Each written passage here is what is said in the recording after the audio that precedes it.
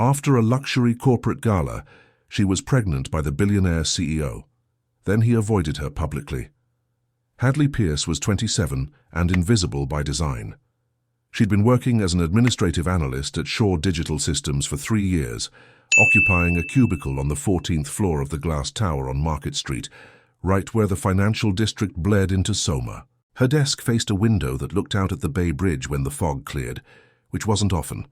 Most days it was just grey, the kind of grey that made you forget what month it was.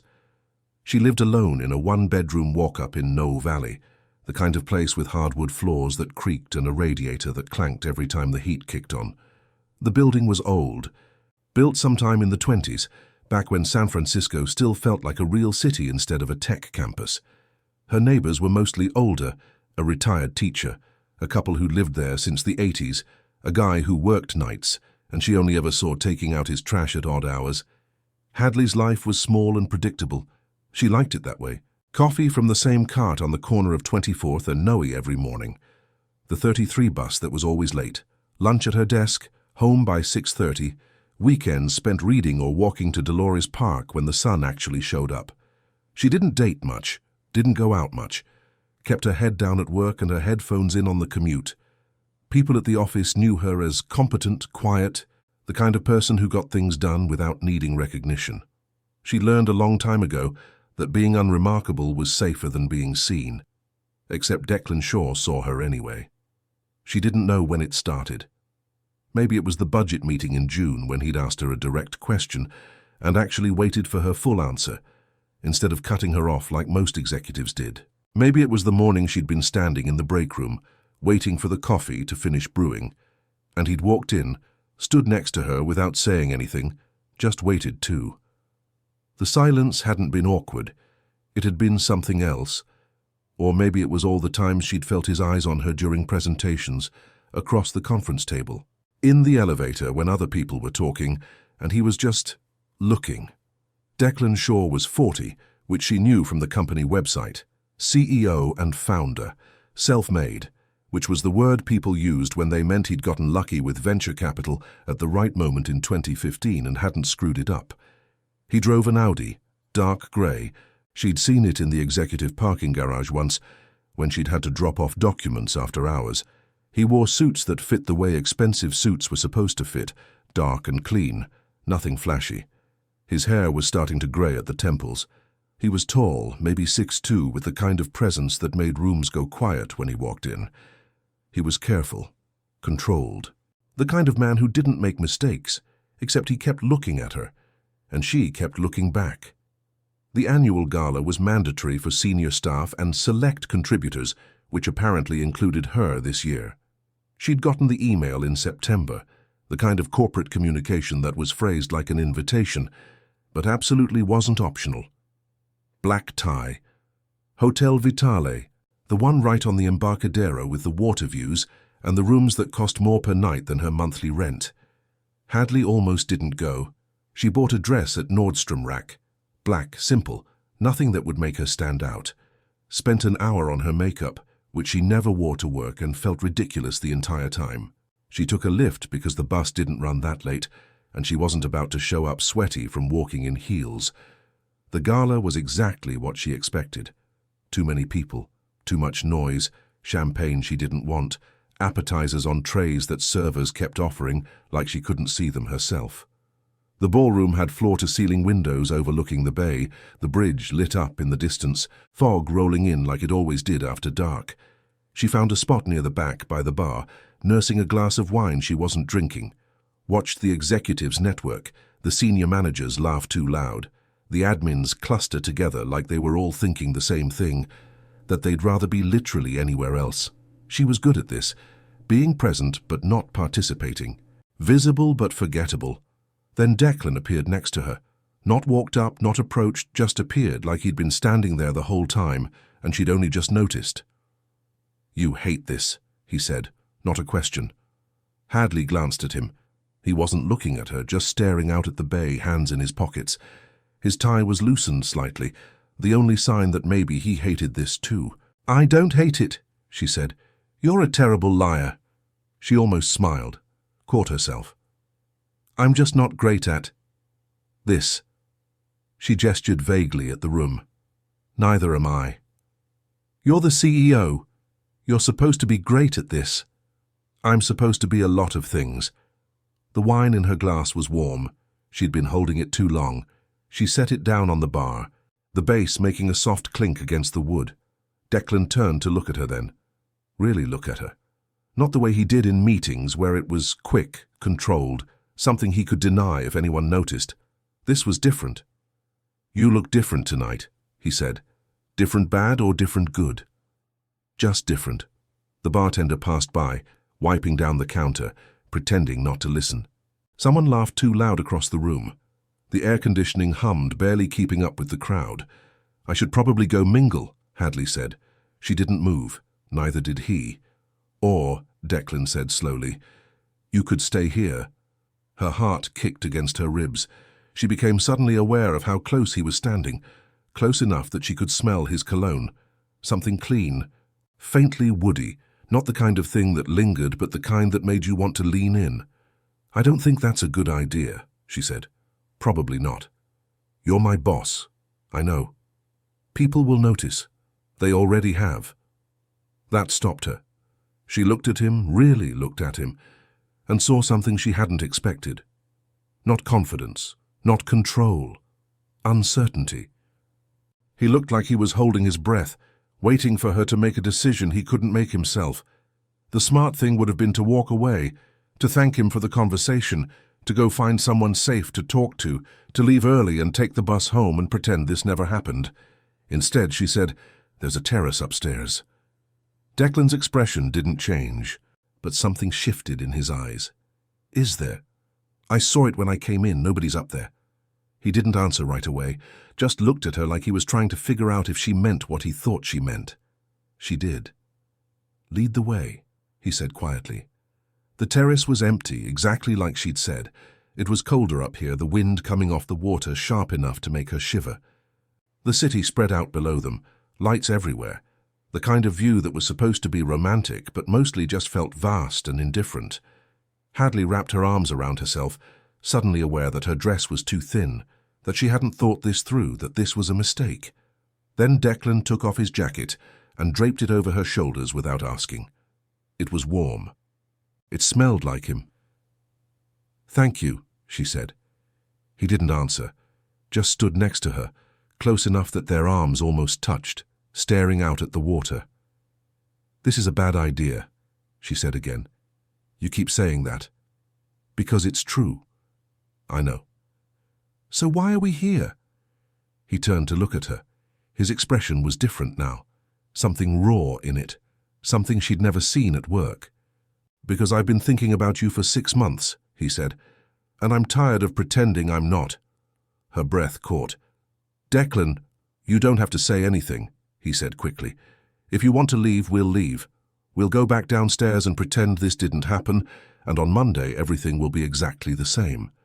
And if I don't want to leave—" He went very still. The wind picked up, pulling strands of hair loose from where she'd pinned them. The fog was rolling in faster now, starting to swallow the bridge. "Then we stop pretending," he said. She didn't remember deciding to kiss him, didn't remember closing the space between them or reaching up or any of it. One moment they were standing there, the city stretched out below, the cold biting at her skin. The next moment his mouth was on hers and nothing else existed. It wasn't gentle. It was 6 months of tension breaking all at once, desperate and hungry, and nothing like she'd imagined. His hands were in her hair, hers fisted in his shirt, pulling him closer, like she was afraid he'd disappear if she let go. When they finally broke apart, both of them breathing hard, he pressed his forehead against hers. "We should stop," he said. "I know." Neither of them moved. "My room is on the 12th floor, he said quietly. She should have said no, should have pulled away, should have made the smart choice, should have protected herself from whatever this was going to become. Instead, she nodded. What followed didn't need words. The elevator ride was silent, the hallway empty. His room was dark except for the light from the city coming through the windows. The door closed behind them with a soft click. And then there was just them. His hands were gentler than she expected, careful, like he was afraid she might break. Or maybe like he was afraid he might. When it was over, when they were tangled in sheets that smelled like hotel detergent and both of them were too exhausted to think, Hadley stared at the ceiling and tried to figure out what she'd just done. Declan was already asleep next to her, one arm thrown across her waist, his breathing slow and even. She should have left then. Should have gotten dressed and slipped out and dealt with the aftermath later. But she stayed, just for a little while. She woke up alone. The room was grey with early morning light, that dead hour before sunrise when nothing felt real. Declan's side of the bed was empty, the sheets cool to the touch. Hadley sat up slowly, pulling the sheet around herself. Her dress was on the floor where she'd left it. Her shoes were by the door, there was no note.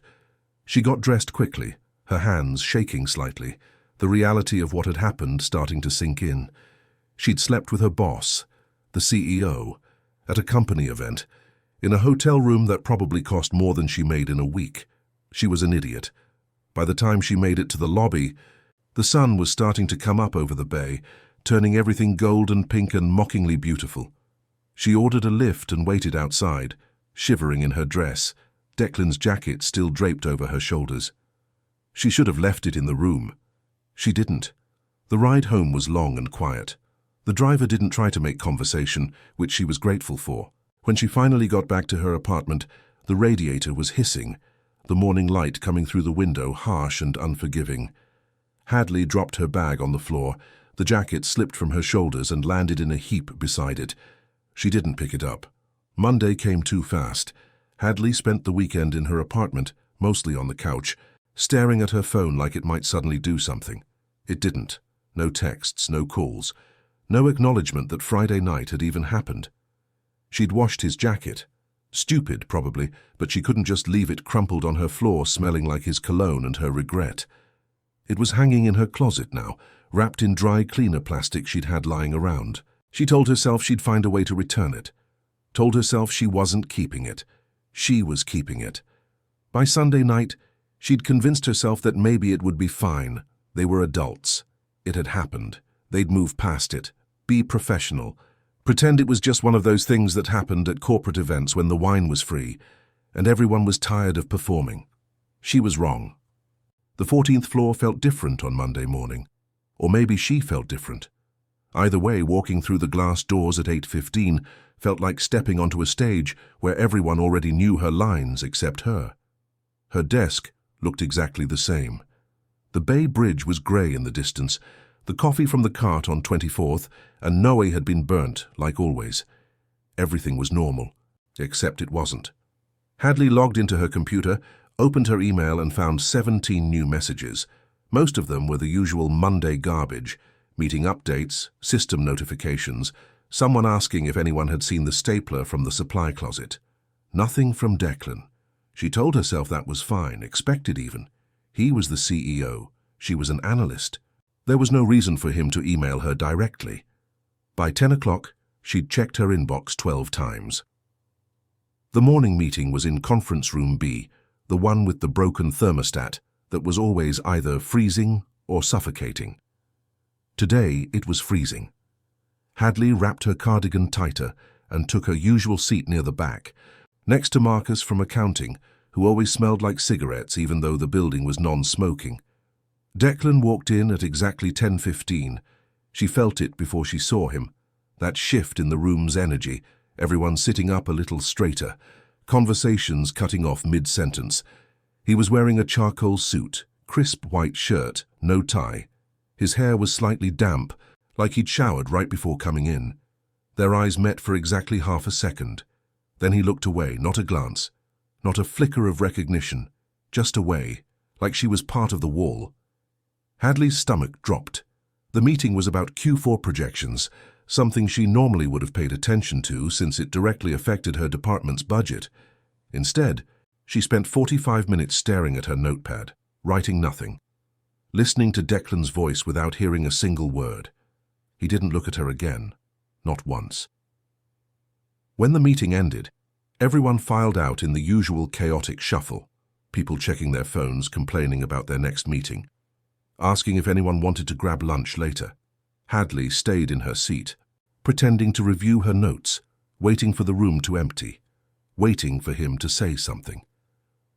Declan packed up his laptop, said something to the VP of Operations about rescheduling, and walked out without a backward glance. The door clicked shut. She sat there for another minute, staring at the empty doorway, feeling something cold settle in her chest. Okay, so that was how this was going to be. By Wednesday, the pattern was clear. Declan was avoiding her, not subtly, not accidentally, deliberately. If she walked into the break room and he was already there, he'd suddenly remember he had a call and leave. If they ended up in the same elevator, he'd stare at his phone the entire ride, jaw tight, shoulders tense. In meetings, he directed questions to literally everyone except her. Even when the topic was her department, he'd ask her manager instead. It was like she'd become invisible again, except this time, it hurt. Hadley tried to tell herself it didn't matter, that she'd known this would happen, that sleeping with your boss was a cliché for a reason, that she should have known better. She was 27, not 17.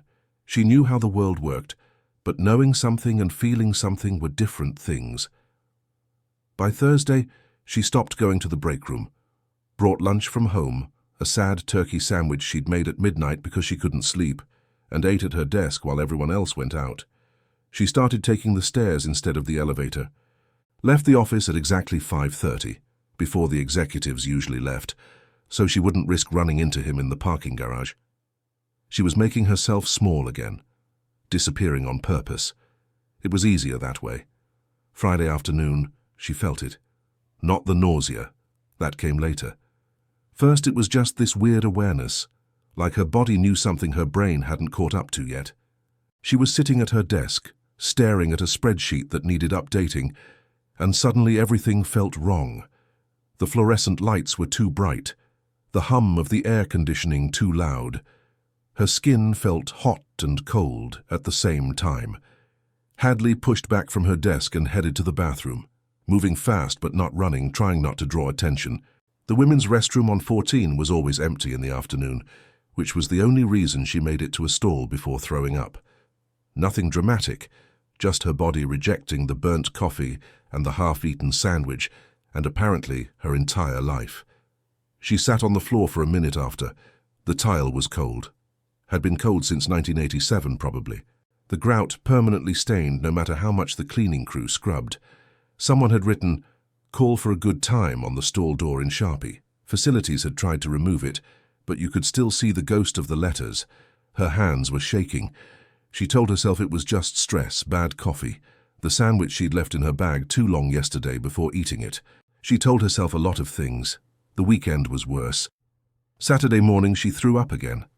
Sunday the exhaustion hit, the kind that made her bones feel heavy, made getting off the couch feel impossible. She slept 14 hours and woke up feeling like she hadn't slept at all. Monday morning, standing in her bathroom with the test she'd bought at Walgreens at 11 p.m. the night before, Hadley watched the little window with her heart hammering so hard she could feel it in her throat. One line meant no, 2 lines meant yes, 2 lines appeared. She sat down on the edge of the tub. The porcelain was cold through her pajama pants. The radiator was clanking, doing its morning ritual, heat flooding the tiny bathroom until it was almost unbearable. Pregnant. She was pregnant. With Declan Shaw's baby. The CEO who'd been pretending she didn't exist for 2 weeks. Hadley started laughing, not because it was funny, because what else was there to do? Then she started crying. Then she just sat there, staring at the 2 lines, waiting to feel something other than numb. She didn't go to work Monday, called in sick, which wasn't technically a lie, spent the day on her couch, staring at the ceiling, trying to figure out what the hell she was supposed to do. She could get rid of it. That was an option. A sensible option.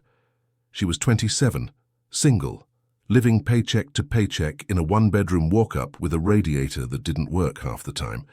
Bringing a baby into her life, into this situation, was insane. But she kept thinking about Declan's face that night on the terrace, the way he'd looked at her like she was the only thing in the world that mattered, the way his voice had sounded when he said he'd been thinking about her for 6 months, before he'd spent 2 weeks pretending she didn't exist. By Tuesday, the nausea was constant. She went to work anyway, because rent was due and she couldn't afford to burn through her sick days in the first week. Sat at her desk with a ginger ale she wasn't drinking and tried not to think about how her entire life had just imploded. She had to tell him. The thought made her want to throw up again, which was saying something considering she'd already done that twice before leaving her apartment. But he deserved to know, right? That was the responsible thing, the adult thing, even if he'd made it very clear he wanted nothing to do with her. She found him Wednesday afternoon. He was in his office, the corner one with the view of the whole city, the door usually closed, but today cracked open just enough that she could see him sitting at his desk, staring at his computer screen with that focused intensity he always had. Hadley stood in the hallway for a full minute, trying to make herself knock. Her hand was shaking. Just do it. Just get it over with. She knocked. Come in. His voice was clipped, professional, the voice of someone who had back-to-back meetings and 7 fires to put out before lunch. Hadley pushed the door open. Declan looked up, saw her, and something flashed across his face, done too fast to read, gone before she could name it. Hadley. Flat, neutral, like she was a stranger.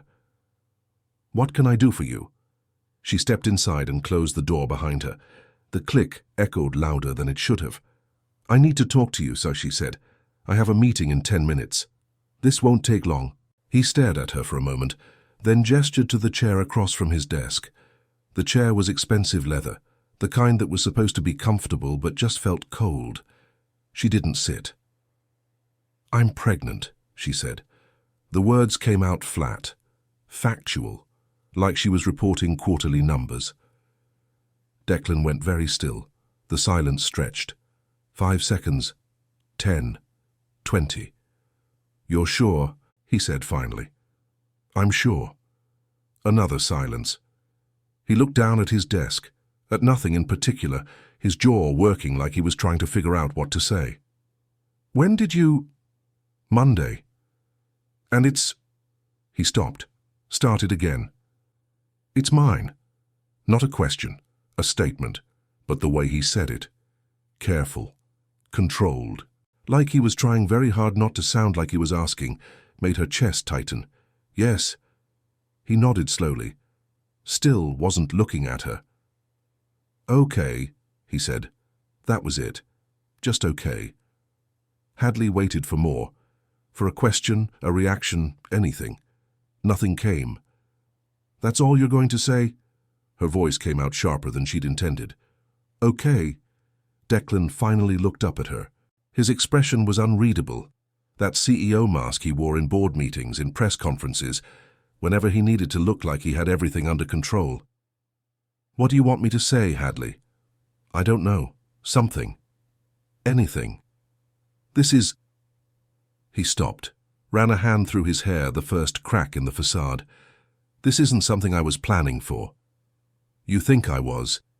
I didn't say that. You didn't have to. He stood up, moved to the window, putting distance between them. His hands were in his pockets, shoulders tense, staring out at the city like it might have answers. What are you going to do? He asked quietly.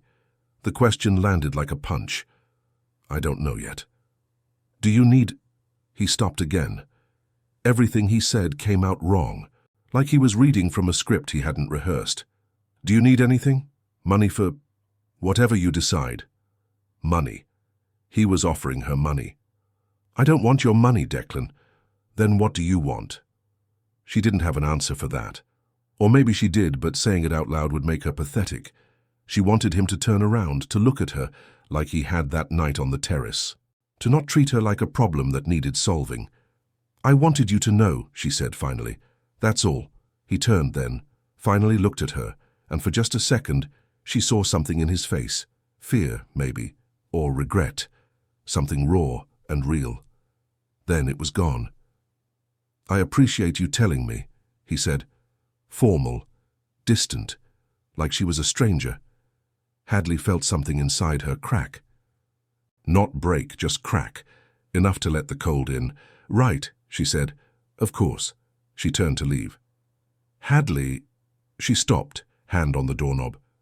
We'll figure this out, he said. I just... I need some time to think. She didn't turn around, didn't trust herself to look at him. Take all the time you need. She opened the door and walked out.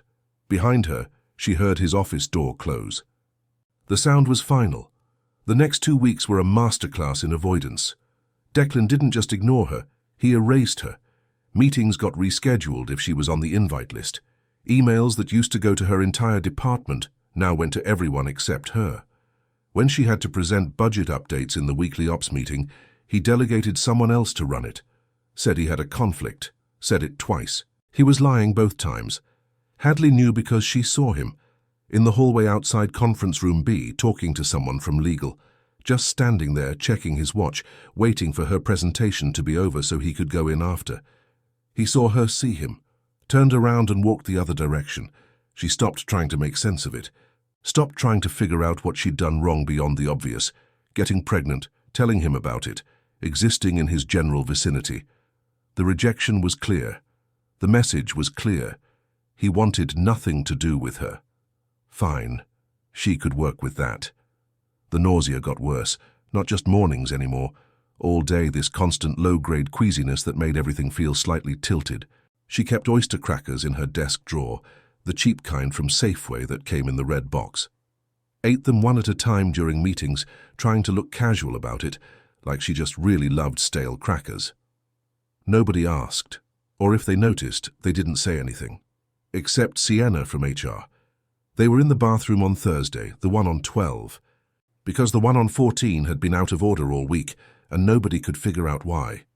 Hadley was washing her hands, staring at herself in the mirror.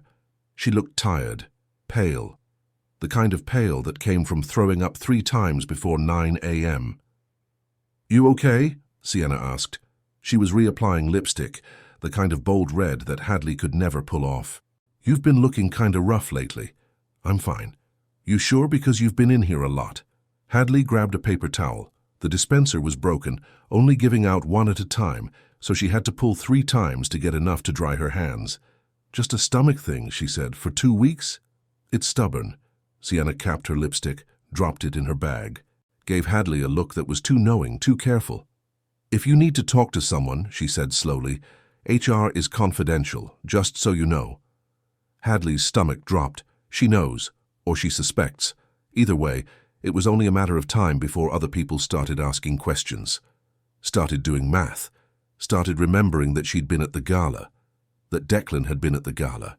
That 2 + 2 usually equaled something people loved to gossip about. "I'm good," Hadley said, "but thanks." She left before Sienna could push it. That night, alone in her apartment, Hadley made a decision. She was keeping it. The baby. She was keeping the baby. Not because of Declan.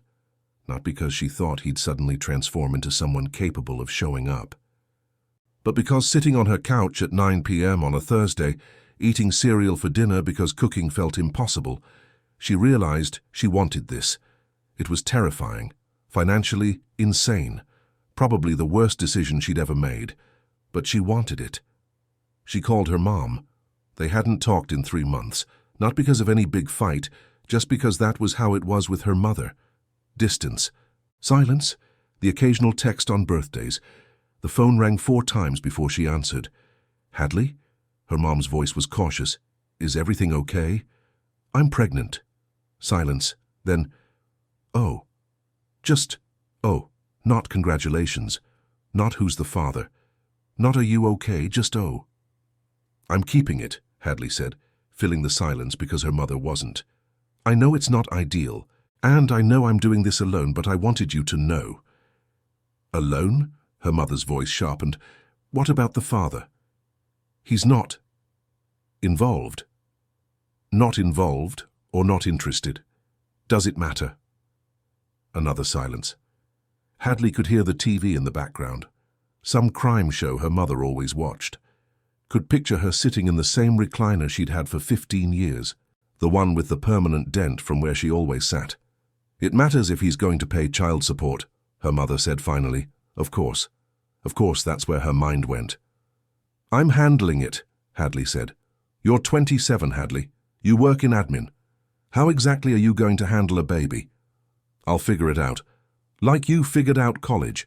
Like you figured out that job in Portland that lasted 6 months. There it was.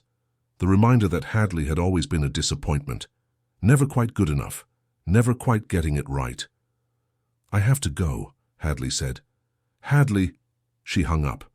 Sat there on her couch, phone in her lap, feeling the familiar ache of her mother's disapproval settle in her chest like something she'd swallowed wrong. The radiator clanked. The neighbor upstairs was walking around, heavy footsteps that made the ceiling creak. Somewhere down the hall, someone was cooking something that smelled like burnt garlic. Hadley put her hand on her stomach, still flat, still just her. But not for long. We'll be okay, she said out loud. To herself, to the baby, to the empty apartment. She didn't know if she believed it. But she said it anyway. Friday morning, the all-hands meeting. Quarterly update. Mandatory attendance. The kind of meeting where everyone showed up 10 minutes late because nobody actually wanted to be there. And the executives pretended they didn't notice. Hadley got there early. Grabbed a seat in the back near the door because that's what she did now. Made herself easy to miss, easy to ignore. The auditorium was on the ground floor, a space that was supposed to feel modern and open, but mostly just felt like a very expensive high school gym. The chairs were uncomfortable, the acoustics were terrible, and the air conditioning was always cranked too high. People filed in slowly. Finance, operations, engineering, sales. Everyone clustered with their departments, checking phones, complaining about their workload, asking if anyone wanted to grab lunch after. Hadley sat alone. At exactly 9, the executives walked in. CFO, COO, head of product, head of engineering, and Declan. He was wearing navy today. Suit perfectly tailored, tie perfectly straight, the kind of put-together that probably took 5 minutes but looked effortless. His hair was slightly longer than it had been at the gala, just starting to curl at his collar. He walked to the front of the room, took the mic and started talking. Hadley didn't hear a word. She was too busy watching the way he held himself. Shoulders back, posture perfect, voice steady. The CEO, in control, unshakable. Except she knew better now. She'd seen him on that terrace with the fog rolling in, looking at her like she was the answer to a question he'd been asking himself for months. She'd felt his hands shake when he'd reached for her, heard his voice crack when he said we should stop. That version of him didn't exist anymore. Or maybe it had never existed at all. Halfway through his presentation, something about market expansion, new partnerships, projected growth. Declan's eyes swept the room and landed on her. For exactly 2 seconds, he looked at her. Really looked at her. Then he looked away. But in those 2 seconds, Hadley saw it. The tightness around his eyes. The set of his jaw. The way his hand gripped the podium just a little too hard. He wasn't unaffected. He was just better at hiding it. After the meeting, people lingered, networking, talking, trying to look interested in whatever the person next to them was saying. Hadley grabbed her bag and headed for the exit, keeping her head down, trying to disappear into the crowd. She almost made it. Hadley, his voice stopped her cold. She turned. Declan was standing 10 feet away, hands in his pockets, expression carefully neutral. People were still around, not close enough to hear, but close enough to see. "Can we talk?" he asked. "Now?" "When you have a minute." She glanced around.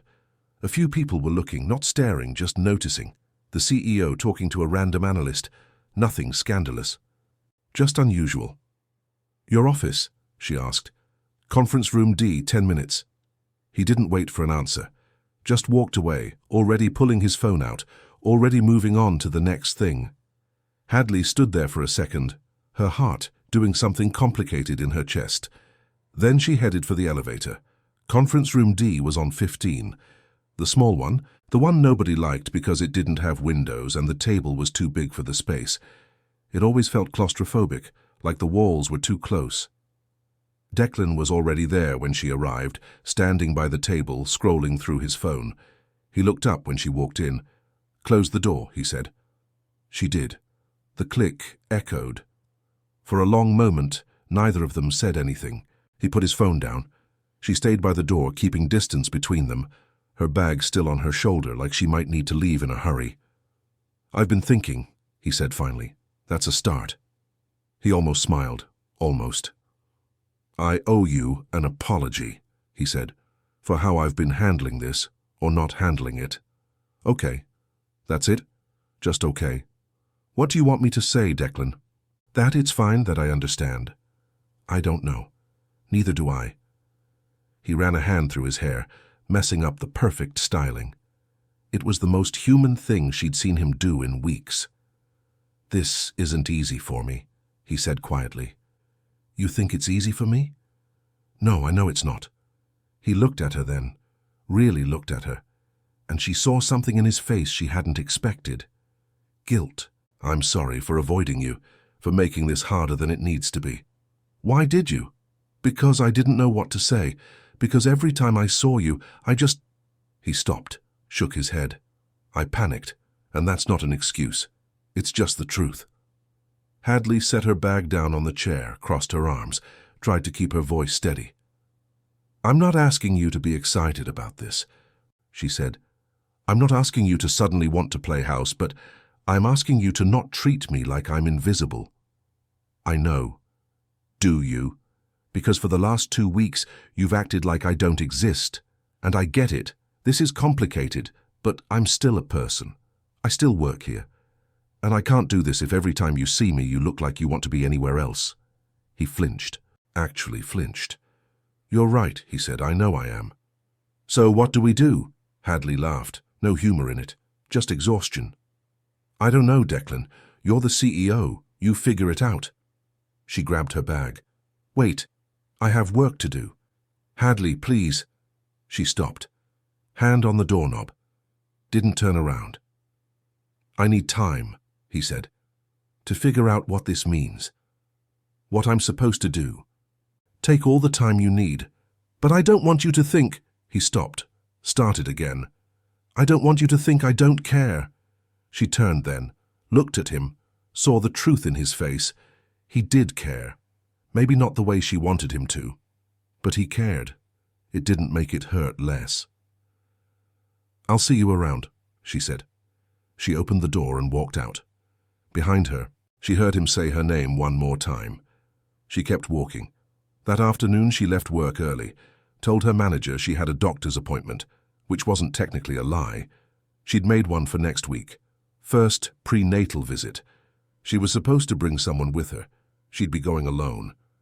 The bus was crowded, smelling like wet coats and body odor, and the weird chemical smell of the disinfectant they used to clean the seats.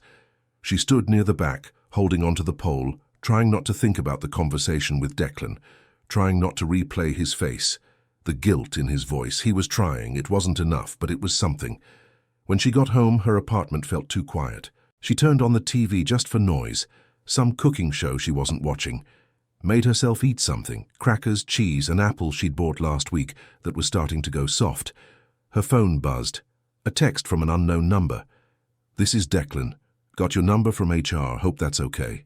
Her heart kicked. She stared at the message for a full minute before typing back. It's fine. 3 dots appeared. Disappeared. Appeared again. Can I call you? She didn't know what to say to that. Didn't know if she wanted to hear his voice right now, in her apartment, in this space that was supposed to be separate from all of this. But she typed, yeah. Her phone rang 10 seconds later. She answered. Hey, he said. Hey. Silence, the kind that felt heavy.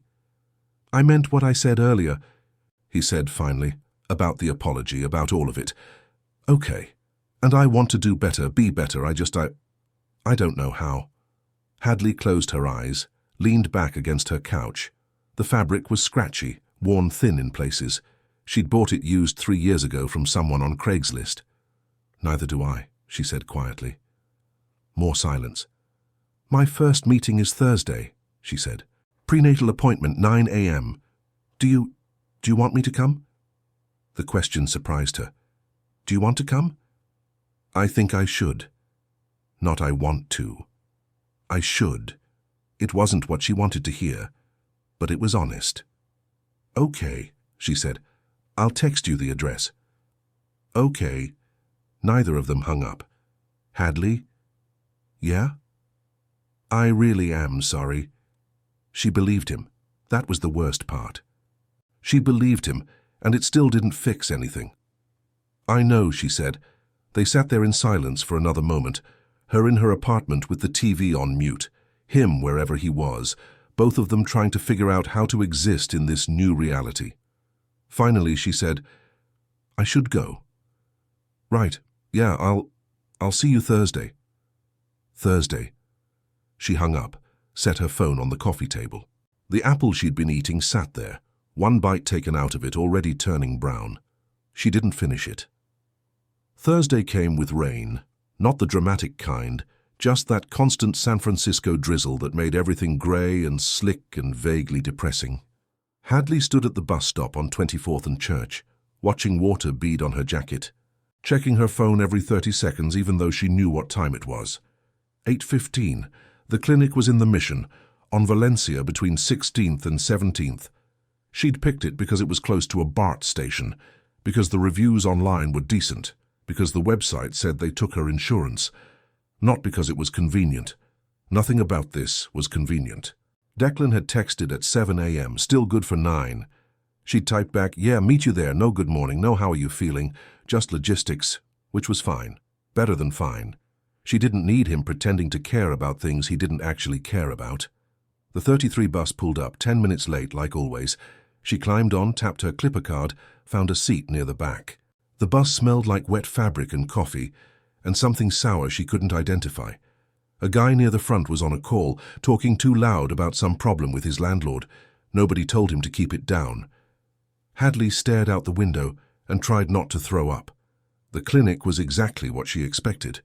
Bland waiting room with magazines nobody read. Front desk staffed by someone who looked like they'd rather be anywhere else. Chairs that were probably beige in 1995 and were now just sad. She checked in at 8:50. "First appointment?" the receptionist asked without looking up. "Yeah. Fill these out." She handed over a clipboard with about 17 pages of forms. "Insurance card?" Hadley pulled it from her wallet. The card was bent at the corner, the letters starting to fade. She'd had the same insurance for 3 years. It covered the basics. Barely. She sat down in a chair by the window, started filling out forms: name, address, date of birth, social security number, emergency contact. She left that one blank. By 9, she'd finished the paperwork and Declan still wasn't there. 9:05. Nothing. 9:10. Her phone buzzed. Running late. Traffic on 101, be there soon. Of course. Hadley turned her phone face down on her lap, stared at the wall. Someone had put up a poster about prenatal vitamins, another one about breastfeeding. Everything was aggressively cheerful, like having a baby was just this wonderful adventure, and not the terrifying clusterfuck it actually was. Hadley Pierce. She looked up. A nurse stood in the doorway holding a tablet, looking pleasant and professional in the way all medical staff looked pleasant and professional. "That's me. Come on back." Hadley glanced at the front door. Still no Declan. "Actually, I'm waiting for—" "You can wait in the exam room as well," the nurse said. "More comfortable than out here." It wasn't really a question. Hadley grabbed her bag and followed. The exam room was small. Beige walls, fluorescent lights that hummed, an exam table covered in that crinkly paper that was supposed to be sanitary, but just felt cheap. A poster on the wall showed a fetus at different stages of development. 8 weeks, 12 weeks, 16 weeks. Little alien shapes that were supposed to turn into humans. "Have a seat," the nurse said, gesturing to the table. "We'll start with some basics. How far along do you think you are?" "About 6 weeks." The nurse nodded, typing on her tablet. "And the father? Is he coming today?" "He's supposed to be." "Okay. Well, we can get started and he can join when he gets here." She pulled out a blood pressure cuff. "Let's check your vitals." Hadley held out her arm. The cuff squeezed tight, released. The machine beeped. "Little elevated," the nurse said. "But that's normal. First appointments are stressful." "Yeah." "Any morning sickness?" "A lot." "How much is a lot?" "Every day, multiple times." The nurse made a note. "We can prescribe something for that if it gets too bad." "What about fatigue?" "Constantly." "Also normal?" "Your body's working overtime." She smiled. It was supposed to be reassuring, it wasn't. Any bleeding or cramping? No. Good, that's good. More questions, more typing. Hadley answered on autopilot, her mind somewhere else. Wondering where Declan was. Wondering if he'd actually show up or if this was just another version of him avoiding the situation. There was a knock on the door. The nurse opened it. Declan stood there, slightly out of breath, his hair damp from the rain, still wearing his suit from work even though it was barely 9:30 in the morning. "Sorry," he said. "Traffic was—" "It's fine," Hadley said. It wasn't fine. The nurse looked between them, clearly picking up on the tension, then smiled that professional smile again. "You must be Dad." Declan flinched, just barely, but Hadley saw it. "Yeah," he said.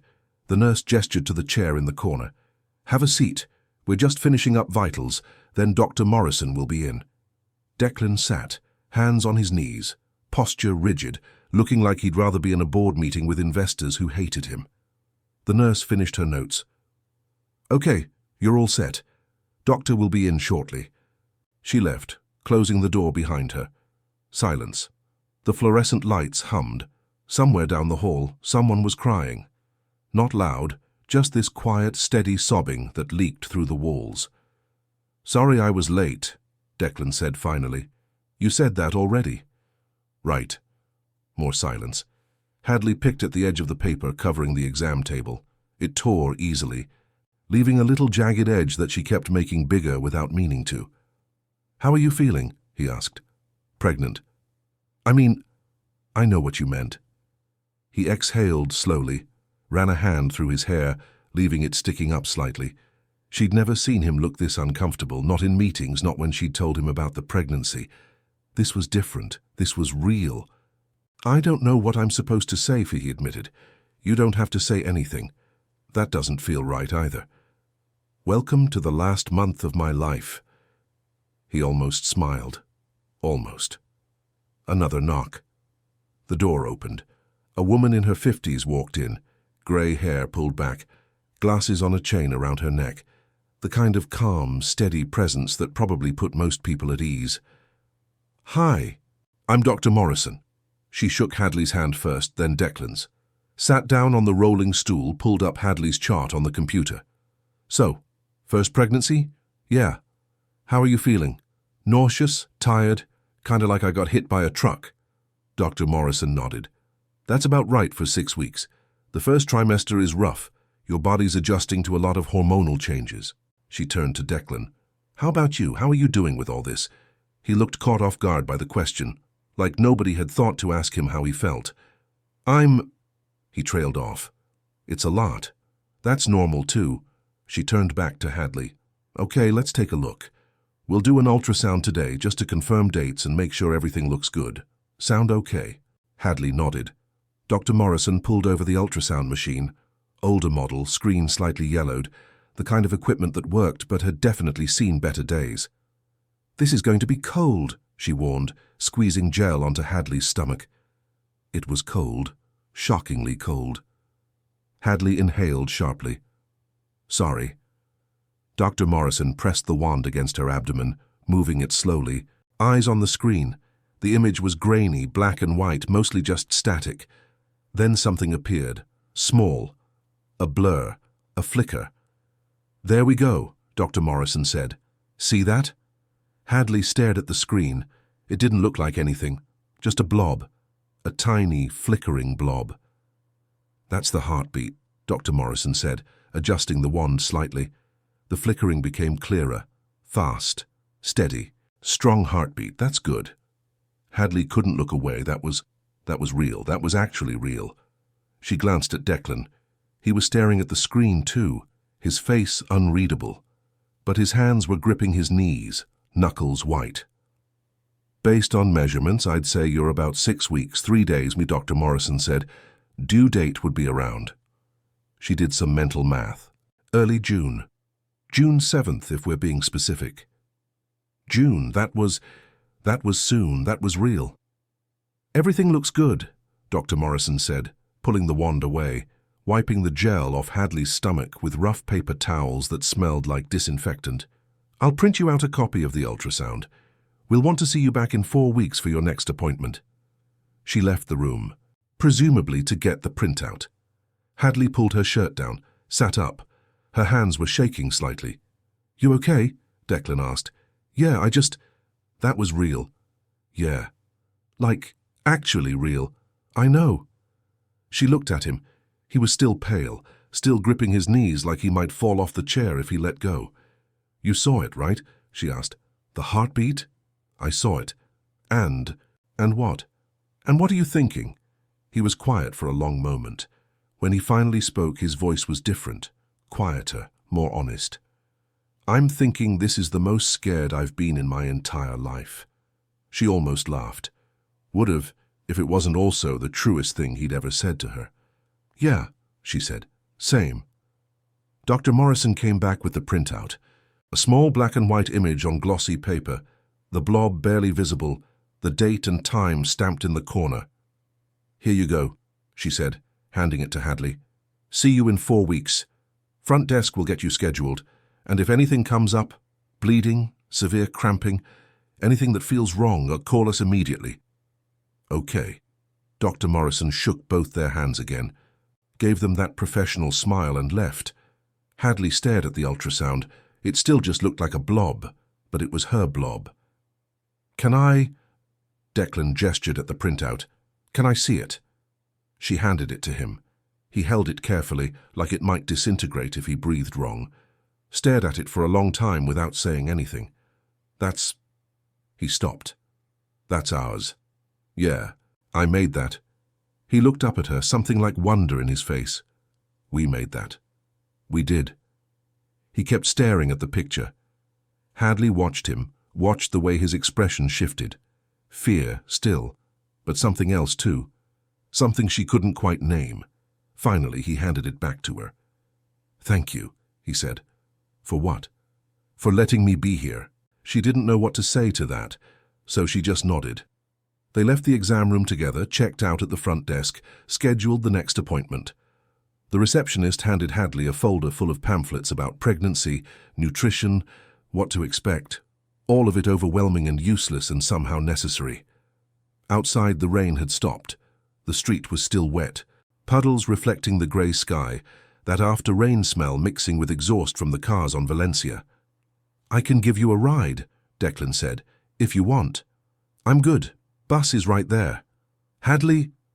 "I'm good," she said again. He nodded, pulled his keys from his pocket, stood there for a second looking like he wanted to say something else. "I'll see you at work," she said. "Yeah, okay." She started walking toward the bus stop. "Hadley?" She turned. "I meant what I said in there," he said, "about being scared." "I know. But I'm not running." She wanted to believe him, wanted to believe that showing up to one appointment meant something.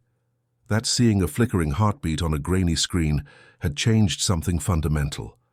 But belief required trust, and trust required more than one morning. "Okay," she said. She didn't wait for his response, just turned and kept walking.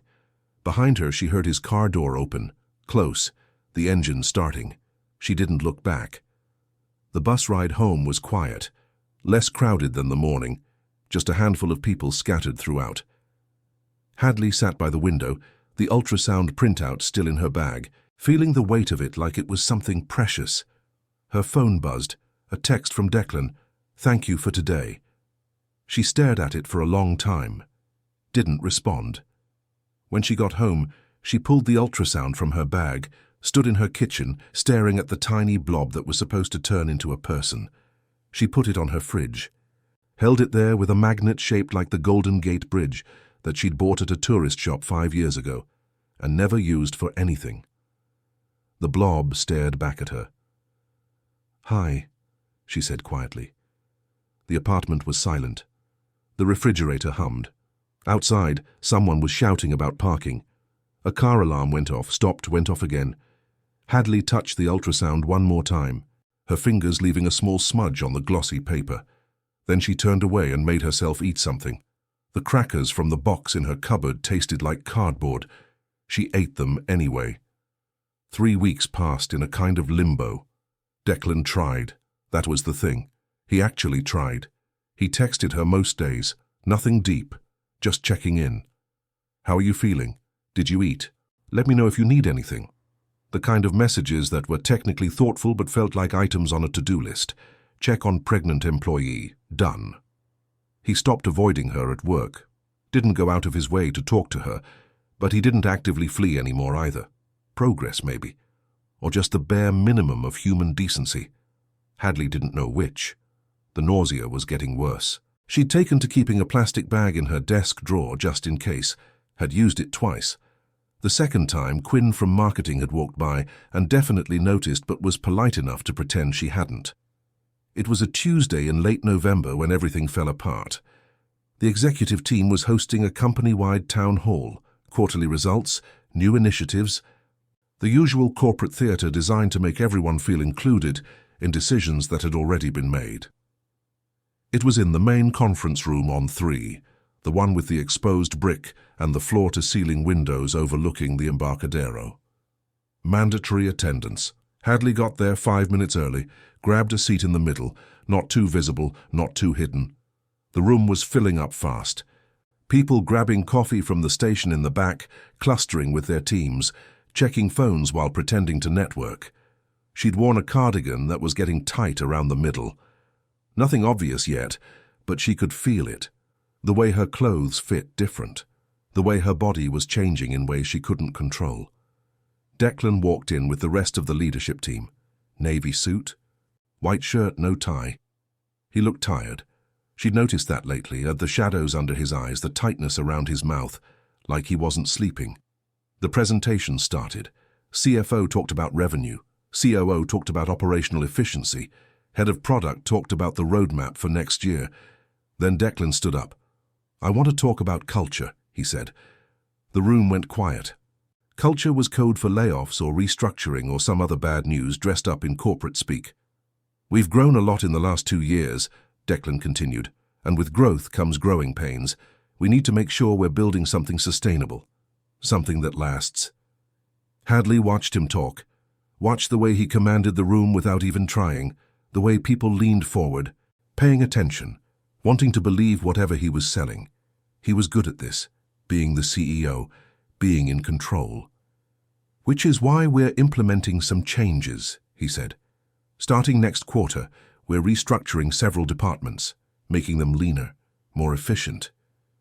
There it was, layoffs. The room shifted, people glancing at each other, doing the math, wondering if their job was safe. "We'll be sending out more details in the coming weeks," Declan said, "but I want to be transparent. This is going to be difficult. We're going to have to make some hard choices." He kept talking about the future, about vision, about all the buzzwords that were supposed to make people feel better about losing their jobs. Hadley stopped listening. Restructuring. Leaner departments. She was in admin. Admin was always the first to go. Her hand went to her stomach without thinking. Still flat. Still just her. For now. After the meeting, people scattered. Some headed straight to their desks, probably to update their resumes. Others clustered in small groups, whispering, speculating. Hadley went to the bathroom. Not to throw up this time, just to breathe. To stand in a stall with the door locked and try to process what she'd just heard. She was probably going to lose her job. She was pregnant, single, and probably about to lose her job.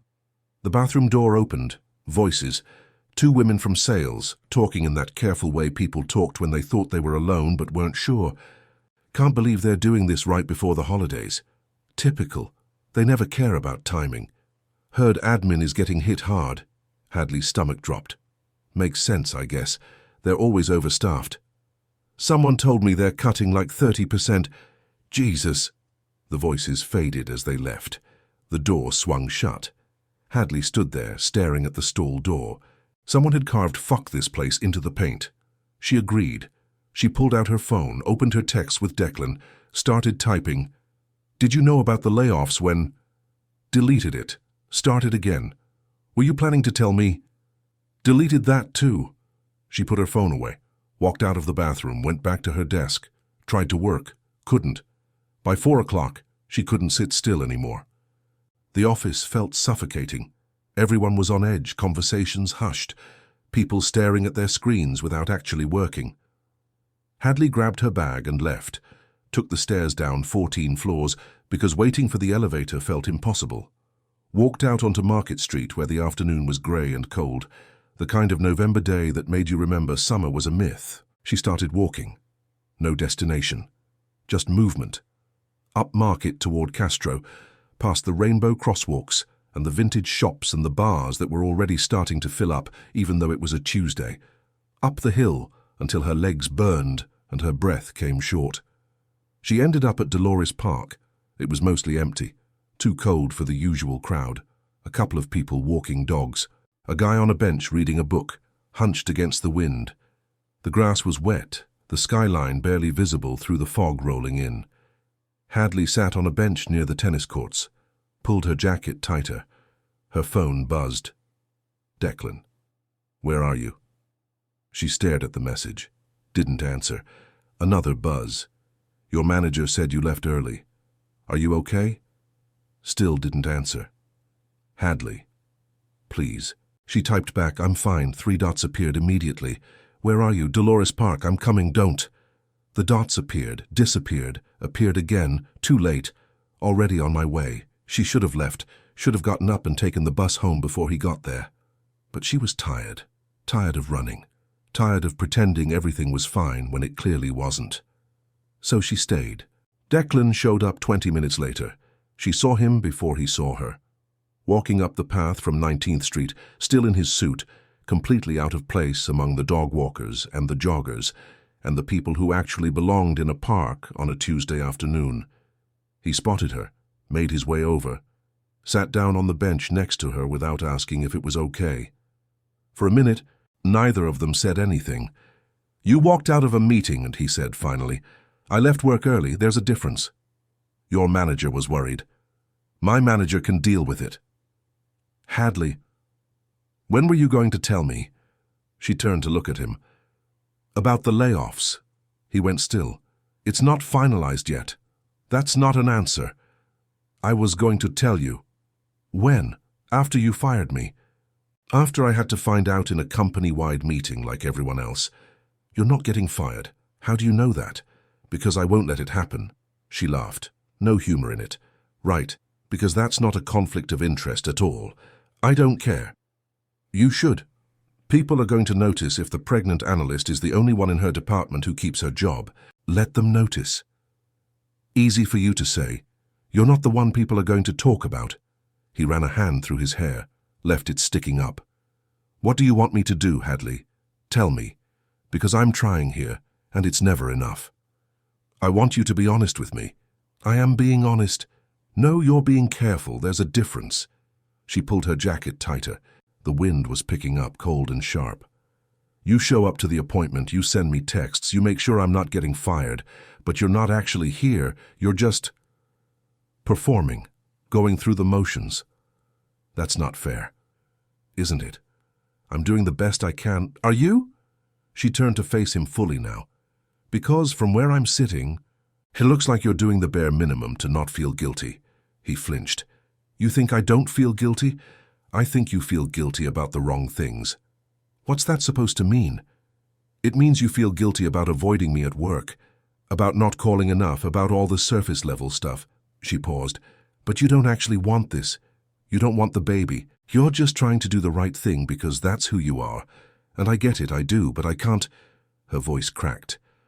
I can't do this with someone who's only here out of obligation. The silence that followed was heavy. Somewhere behind them, someone's dog was barking. A siren wailed in the distance. The fog was getting thicker, swallowing the buildings one by one. You're right, Declan said quietly. She wasn't expecting that. I'm scared, he continued. I'm terrified, actually. And I don't know how to do this. I don't know how to be what you need, what the baby needs. He looked at her then, and she saw it.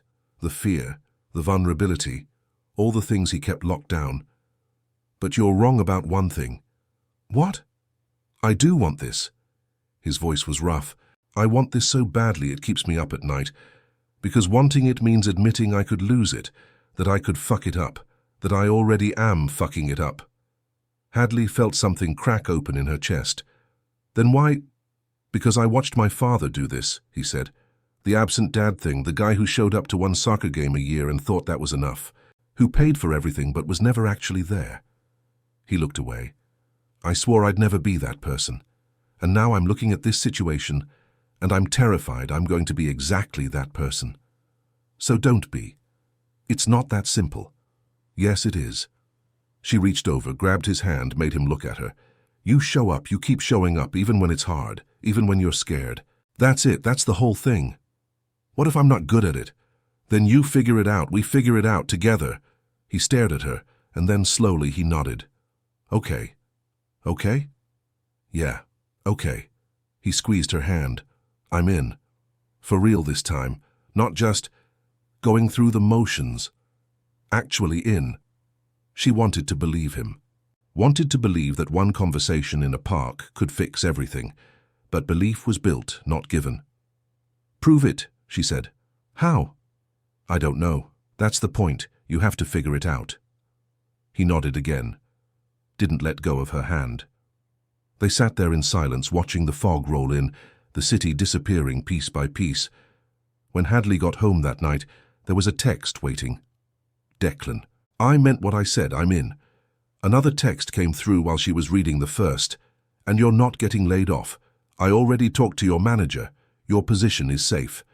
Then, I know that doesn't fix everything, but it's a start. Hadley sat on her couch, staring at her phone.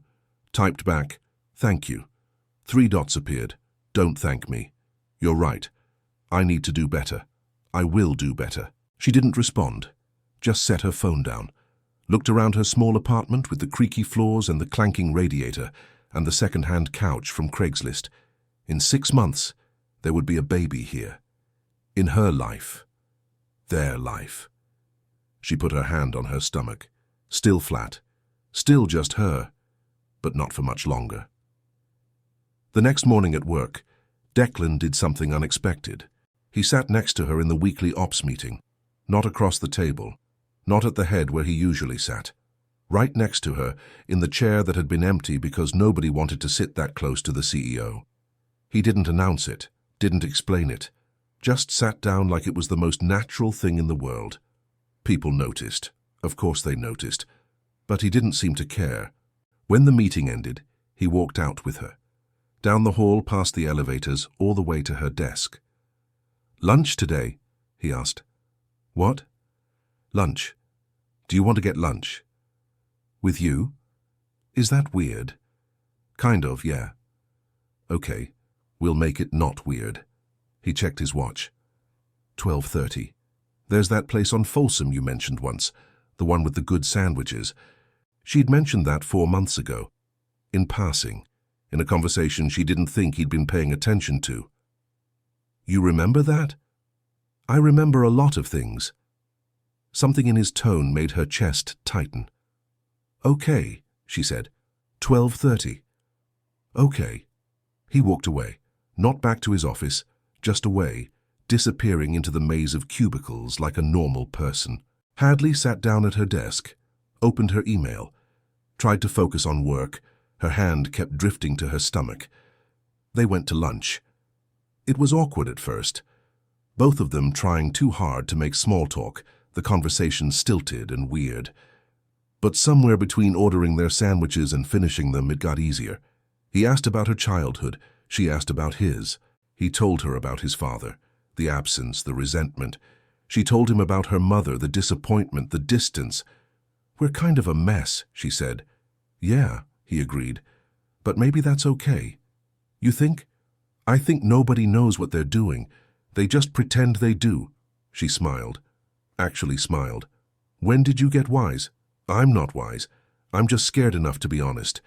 When they left the restaurant, walking back toward the office, he reached for her hand. Hesitated. She took his instead. They walked back, holding hands. Up Folsom, across Market, past the tourists and the office workers and everyone else going about their day. People from work saw them, definitely saw them. Neither of them let go. When they got back to the building, he stopped at the entrance. I meant what I said yesterday, he said. I'm in. I know. And I'm going to prove it. I know that too. He smiled. Actually smiled, not the CEO smile. Something real. Then he went back to work.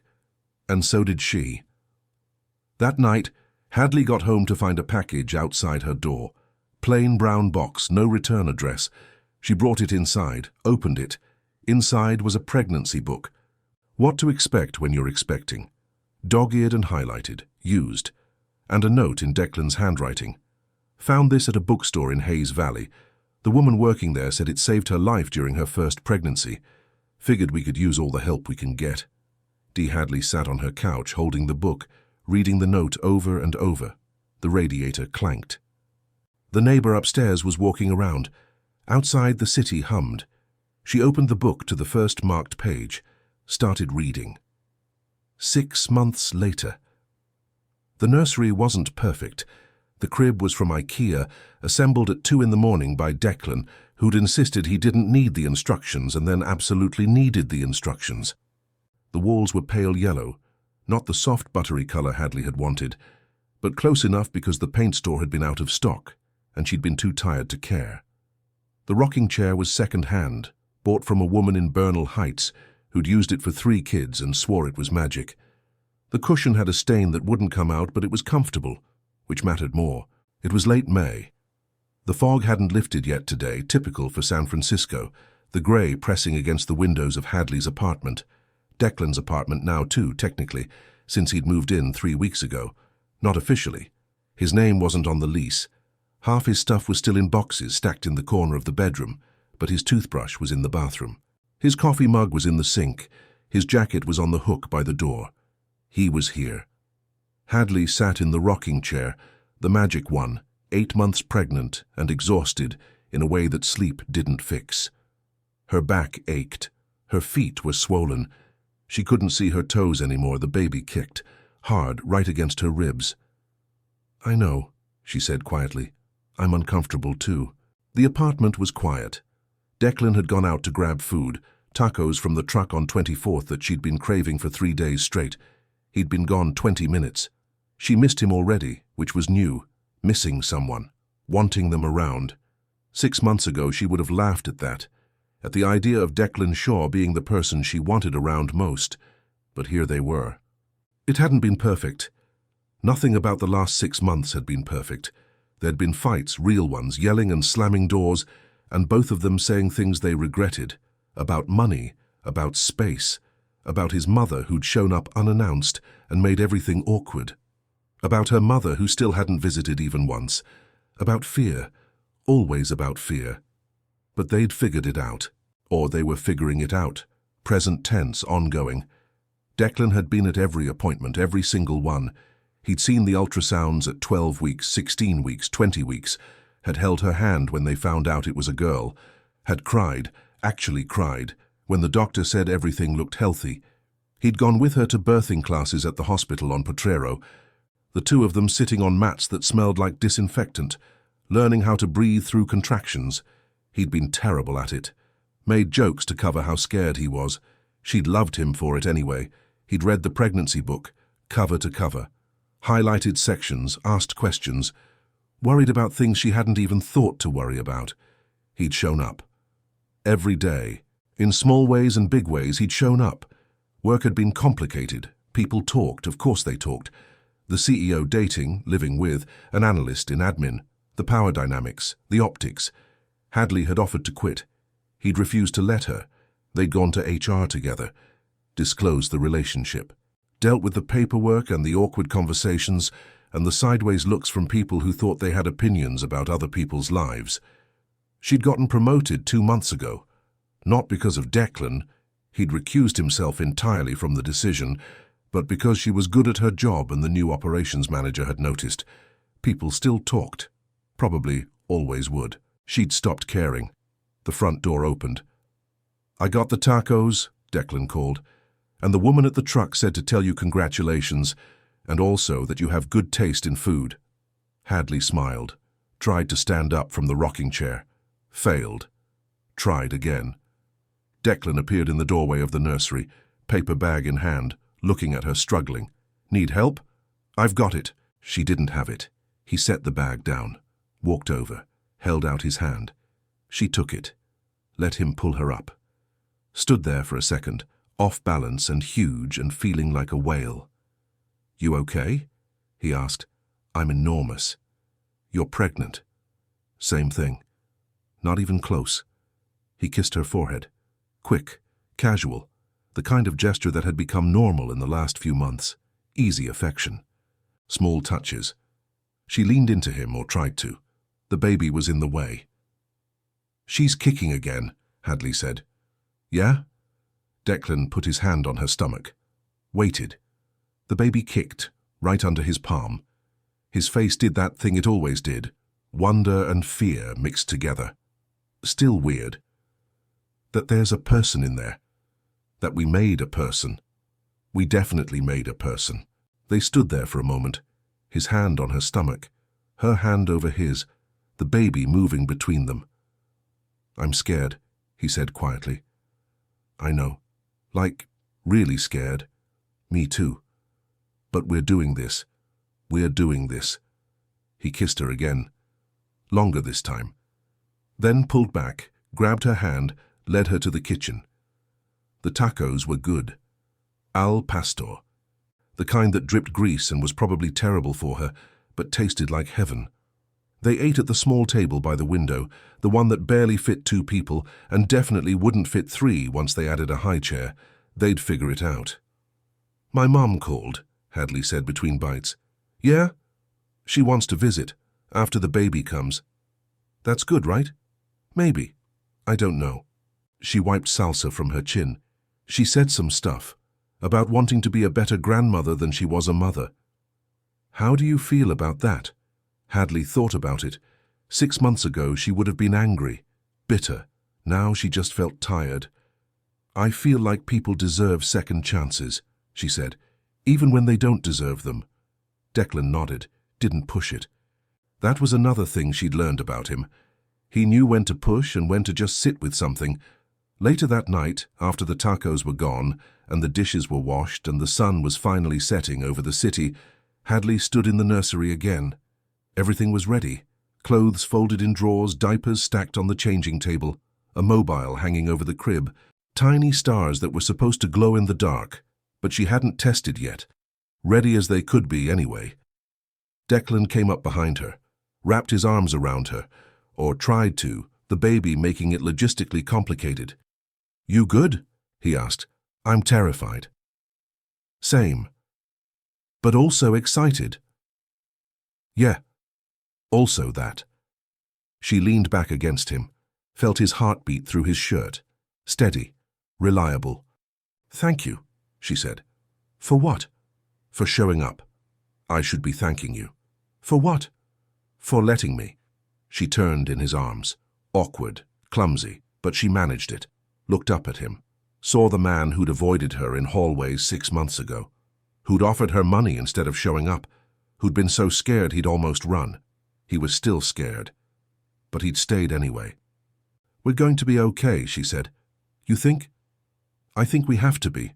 So we will be." He smiled, kissed her, soft and sweet and full of promises neither of them knew if they could keep. But they'd try, that was enough. 2 weeks later, at 3 in the morning on a Saturday, Hadley's water broke. She was standing in the kitchen trying to decide if she wanted toast or cereal, when it happened. Just this sudden gush of water soaking through her pajama pants, pooling on the floor. Declan. He appeared in the doorway, half asleep, hair sticking up. Saw the water, went pale. "Oh, God. It's time. Oh, God." "Declan." "Right. Okay. Hospital. We need to go to the hospital." He grabbed his phone, dropped it, picked it up. "Where's the bag?" "We packed a bag." "It's by the door." "Right, the door, okay." He was panicking, completely panicking. She would have laughed if she wasn't having her first contraction. It hurt. A lot. "Okay," she breathed.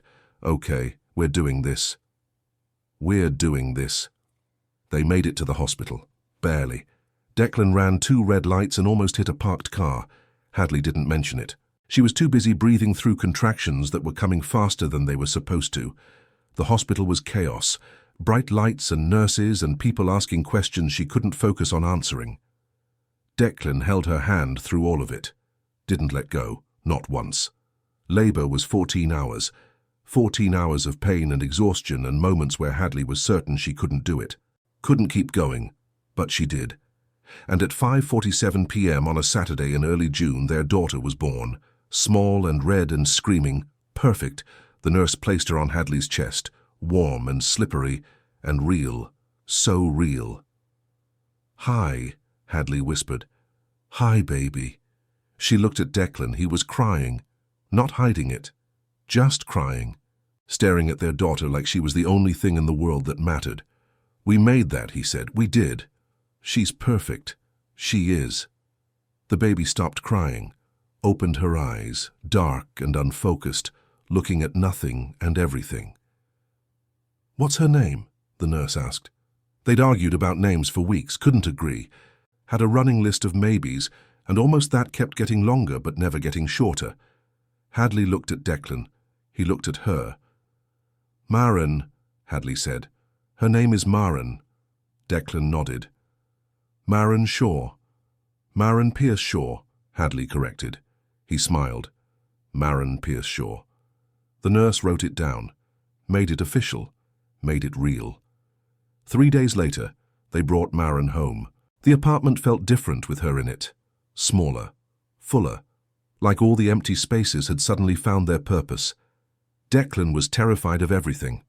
Terrified of holding her wrong, of dropping her, of the soft spot on her head, of the way she was so small and fragile and completely dependent on them not to screw it up.